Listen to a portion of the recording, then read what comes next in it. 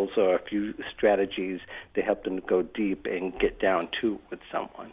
It's funny because you're right. That obviously 20 years ago, the online job search was the way to go. It was new. It was slightly easier because you didn't have to mail your resume in, and not everybody was doing it, so you stood out a little. But the funny thing is that for the last 10 years, we've heard all of these big companies saying, "Hey, post with us. We can get you thousands of resumes and all of this." But I think what the challenge has become now, Mark, is now I just saw an advertisement for a company that says, "Do you get thousands of resumes? Let us help you narrow this down." But that is the problem, right? That's exactly what happened. We made it so easy to apply to jobs that everybody applies because it's a one-click process, thinking that, hey, I've got a good shot at this. But then the employer on the other side is thinking, I can't possibly go through thousands of resumes, so I have to create a way to narrow those down, which unfortunately weeds out a lot of people who are probably qualified.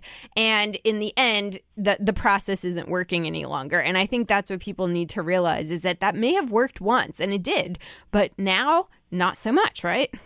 Can you believe it's 2021, and for the last, as far as I can remember, the last 11, 12, 13 years, we've been saying that the job board game is over as far as getting success, and that only limited number of jobs are actually on job boards, and the way that people actually find the jobs of their dreams is really through other people and people who know other people that have it. But people don't like it's a lot of work. It's some work, and it's some work over a period of time to be able to do that.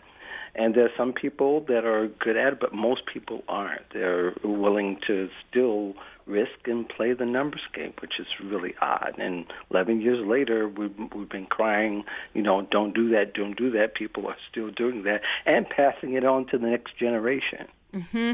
And I'm gonna give people the benefit of the doubt for just a second, because I think the challenge people have is that the job search that we talk about around networking and using your second level contacts and building a group of people who can help you get insight into those companies who are hiring for what you do, people find that very ambiguous. And you're right, they don't know how to do it, and it seems so much easier and straightforward to say, okay, upload resume, upload cover letter, click send, and I'm done. And so I think people who even want to do the networking route and recognize its value are struggling because they think, I don't even know how to start this. There's no path.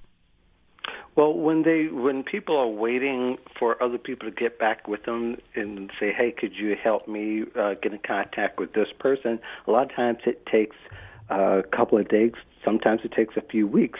And inside that person's head, they're thinking, well, by that amount of time I'm waiting, I can apply to these 50, 100 jobs online, and I might have a better shot, instead of following up with the person who actually might be busy and might be able to contact that person right away.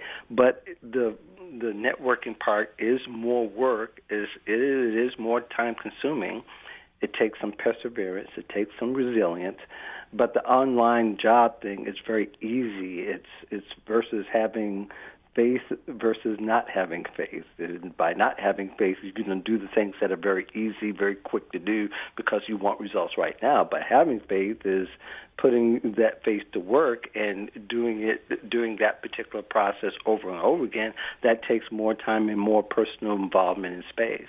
It does. And I want to get into the kind of details about how to do that. And if you're struggling with this, give us a call, 844-942-7866. If it's Thursday, noon Eastern, we're live, Sirius XM 132. This is Dr. Dawn on Careers. We're so excited to have Mark Anthony Dyson here, who is a job seeker advocate and founder of the award-winning blog and podcast, The Voice of Job Seekers, and author of the ebook 421 Modern Job Search Tips 2021. So if you're in a job search or you're applying online and you're not getting any traction, we want to hear from you, 844-942-7866. And something that's interesting, Mark, and I'm just going to, kind of lift the curtain because I think it's really demoralizing to apply to a lot of jobs and not get a response. But what I'm hearing from many people I'm connected with in the industry, including job seekers, is that companies right now are moving people around more than they're hiring, meaning that a lot of the jobs that are posted are actually almost pre-filled. They have an identified candidate. They may put it up there because they need to go through the legal steps, but they really already know who they're going to hire. And the bummer about this is that you may be great and you may be qualified, but you probably don't have a shot. And worse, a lot of these companies will still do a pre-interview because they have to check that box. So you're feeling like, wow, I did great on the interview. This is going to go well, only to lose to the internal candidate, which you really had no shot in the first place. Right. Yeah, and I think what's even sadder now is that you don't get to see a person for the most part. And a lot of institutions and businesses have implemented the video interview part of it, where that first they may have like a phone interview where they're being told what to do next, which really isn't an interview, but they count it as an interview. Then you get to go do a video interview, which is basically automated as AI driven.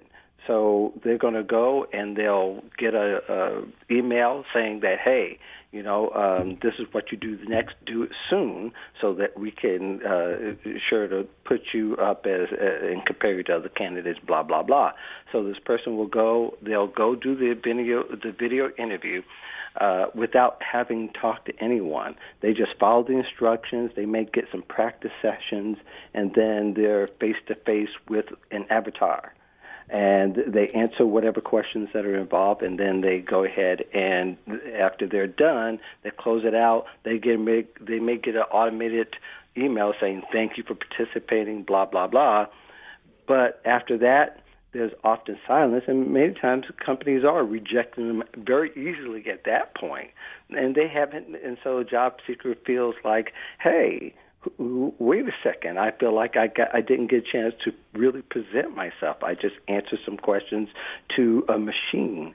And that's even more demoralizing. And it could I could see why a few people may feel like, man, I can't take this after going through that a few times. Yeah, I